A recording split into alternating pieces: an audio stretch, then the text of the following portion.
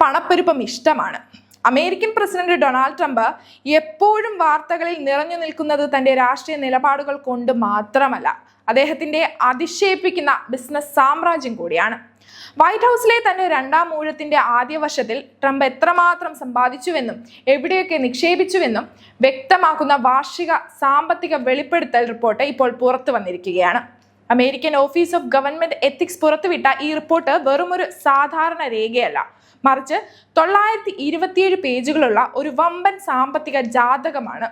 Vice president JD വാൻസിന്റെ 17 പേജുള്ള റിപ്പോർട്ടുമായും മുൻ പ്രസിഡന്റ് ജോ ബൈഡന്റെ അവസാന വർഷത്തെ 11 പേജുള്ള വെളിപ്പെടുത്തലുകളുമായും താരതമ്യം ചെയ്യുമ്പോൾ ട്രംപിന്റെ സാമ്പത്തിക ഇടപാടുകൾ എത്രമാത്രം സങ്കീർണവും വിപുലവുമാണെന്ന് വ്യക്തമാകും. സംഖ്യകളുടെ ഈ മഹാസമുദ്രത്തിൽ നിന്ന് ട്രംപിന്റെ വരുമാന മാർഗങ്ങളെക്കുറിച്ചുമുള്ള ഏറ്റവും രസകരവും ഞെട്ടിക്കുന്നതുമായുള്ള 6 പ്രധാന വിവരങ്ങൾ നമുക്കൊന്ന് നോക്കാം. ബിസിനസ് ലോകത്ത് സ്വന്തം പേര് എങ്ങനെ പണമാക്കാമെന്ന് ഡൊണാൾഡ് ട്രംപിനോളം നന്നായി അറിയാവുന്ന മറ്റൊരാളില്ല.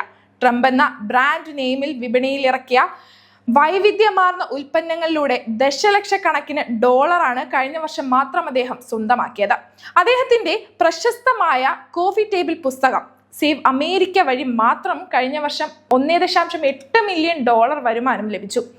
ഇതുകൂടാതെ ട്രംപിന്റെ ഒപ്പോടുകൂടി പുറത്തിറങ്ങിയ പ്രത്യേക ബൈബിളുകളുടെ വിൽപ്പനയിലൂടെ 2,80,000 ഡോളറും അദ്ദേഹം നേടി.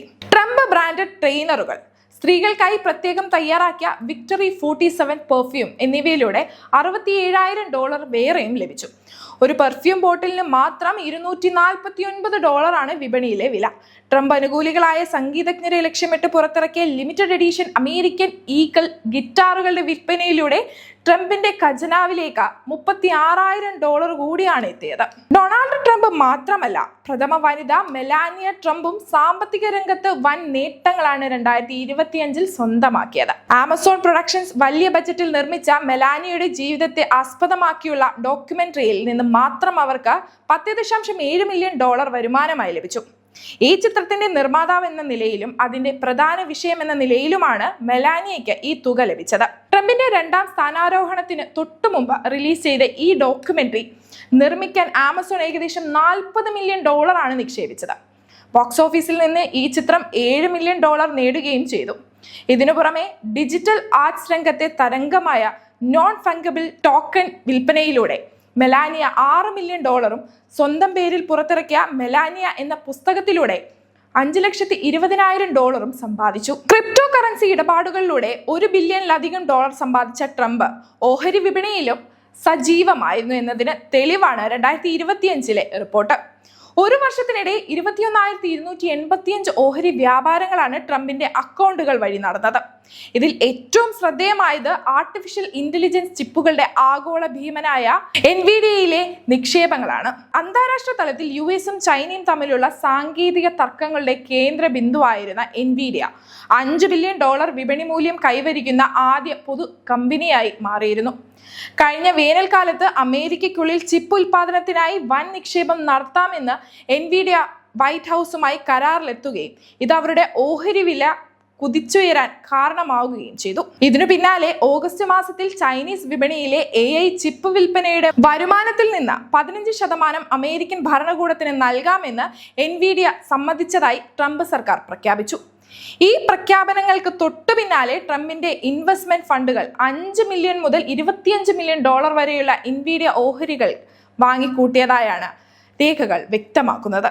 എന്നാൽ തന്റെ നിക്ഷേപങ്ങളിൽ തനിക്ക് നേരിട്ട് പങ്കില്ലെന്നും സ്വതന്ത്ര ഫണ്ടുകളാണ് തന്റെ പണം കൈകാര്യം ചെയ്യുന്നതെന്നുമാണ് ട്രംപിന്റെ ഔദ്യോഗിക വിശദീകരണം. ഒരു വലിയ ബിസിനസ്സുകാരൻ എന്നതിലുപരി പഴയകാല ഹോളിവുഡ് സാന്നിധ്യത്തിന്റെ പേരിലും ട്രംപിന് പണം ലഭിക്കുന്നുണ്ട്.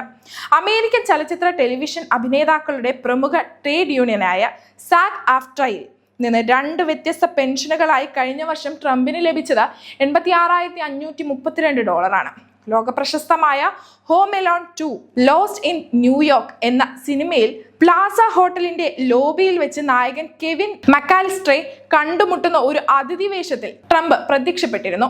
കൂടാതെ ദി അപ്രന്റീസ് റിയാലിറ്റി ഷോയുടെ അവതാരകനായിരുന്നതും Fresh Prince of Bel Air തുടങ്ങിയ ടെലിവിഷൻ പരിപാടികളിലെ സാന്നിധ്യവുമായാണ് ഈ പെൻഷനുകൾക്ക് അദ്ദേഹത്തെ അർഹനാക്കിയത്. 2021 അമേരിക്കൻ ക്യാപിറ്റൽ കലാപവുമായി ബന്ധപ്പെട്ട അന്വേഷണത്തെ തുടർന്ന് അദ്ദേഹം ഈ യൂണിയനിൽ നിന്ന് രാജിവെച്ചിരുന്നുവെങ്കിലും നിയമപ്രകാരമുള്ള അദ്ദേഹത്തിന്റെ പെൻഷൻ തുകയെ അത് ബാധിച്ചില്ല. റിപ്പോർട്ടിലെ ഏറ്റവും വിസ്മയിപ്പിക്കുന്ന മറ്റൊരു കാര്യം, പ്രമുഖ മാധ്യമ സോഷ്യൽ മീഡിയ കമ്പനികൾക്കെതിരെയുള്ള നിയമ പോരാട്ടങ്ങളിലൂടെ ട്രംപ് നേടിയ വൻ തുകയാണ്. കഴിഞ്ഞ വർഷം മാത്രം വിവിധ കേസുകളുടെ ഒത്തുതീർപ്പിലൂടെ $86.5 മില്യൺ ട്രംപിന് ലഭിച്ചത്. ഇതിൽ ഏറ്റവും വലിയ വിഹിതം നൽകിയത് ഫേസ്ബുക്കിന്റെയും ഇൻസ്റ്റഗ്രാമിന്റെയും മാതൃകാ കമ്പനിയായ മെറ്റയാണ്. 2021 ജനുവരി 6 കലാപത്തിന് പിന്നാലെ ട്രംപിന്റെ അക്കൗണ്ടുകൾ വിലക്കിയതിനെതിരെയുള്ള കേസ് ഒത്തുതീർപ്പാക്കാൻ മെറ്റ $24.5 മില്യൺ ട്രംപിന് നൽകി. സമാനമായ രീതിയിൽ അക്കൗണ്ട് താൽക്കാലികമായി നിർത്തിവെച്ച കേസിൽ ഒത്തുതീർപ്പിനായി യൂട്യൂബ് $22 മില്യൺ എക്സ് സഹസ്ഥാപകൻ ജാക്ക് ഡോസി $8 മില്യൺ ട്രംപിന് നൽകി. കൂടാതെ പ്രമുഖ വാർത്താ ചാനലുകളായ CBS, ABC ന്യൂസ് എന്നിവയ്ക്കെതിരായ കേസുകളിൽ നിന്ന് $16 മില്യൺ വീതവും ട്രംപിന് നേടി. ഇതിൽ മെറ്റ, യൂട്യൂബ് ചാനലുകൾ എന്നിവയിൽ നിന്ന് ലഭിച്ച തുക ട്രംപ് പ്രസിഡൻഷ്യൽ ലൈബ്രറിയിലേക്കും നാഷണൽ മാൾ ട്രസ്റ്റിലേക്കും സംഭാവനയായി നൽകിയതായാണ് രേഖകൾ വ്യക്തമാക്കുന്നത്. ഡൊണാൾഡ് ട്രംപിന്റെ 2025 സാമ്പത്തിക വെളിപ്പെടുത്തൽ റിപ്പോർട്ട് വെറും ഒരു കണക്ക് പുസ്തകമല്ല, മറിച്ച് രാഷ്ട്രീയവും ബിസിനസ്സും നിയമപോരാട്ടങ്ങളും എങ്ങനെ പരസ്പരം ബന്ധപ്പെടുത്തിയിരിക്കുന്നു എന്നതിന്റെ കൃത്യമായ തെളിവാണ്. വൈറ്റ് ഹൗസിന്റെ അധികാരത്തിലിരിക്കുമ്പോഴും തന്റെ പേരും ബ്രാൻഡും ഉപയോഗിച്ച് കോടികൾ കൊയ്യാനും വലിയ കോർപ്പറേറ്റ് കമ്പനികളിൽ നിക്ഷേപം നടത്താനും പഴയ കേസുകളിൽ നിന്ന് വൻതുക നഷ്ടപരിഹാരം വാങ്ങാനും ട്രംപിന് സാധിക്കുന്നു എന്നത് അദ്ദേഹത്തിന്റെ ബിസിനസ് ബുദ്ധിയുടെ ആഴം വ്യക്തമാക്കുന്നു. വരും വർഷങ്ങളിലും ട്രംപിന്റെ ഈ സാമ്പത്തിക സാമ്രാജ്യവും അതിനെ ചൊല്ലിയുള്ള വിവാദങ്ങളും അമേരിക്കൻ രാഷ്ട്രീയത്തിൽ വലിയ ചർച്ചകൾക്ക് വഴിയൊരുക്കുമെന്ന കാര്യത്തിൽ തർക്കമില്ല.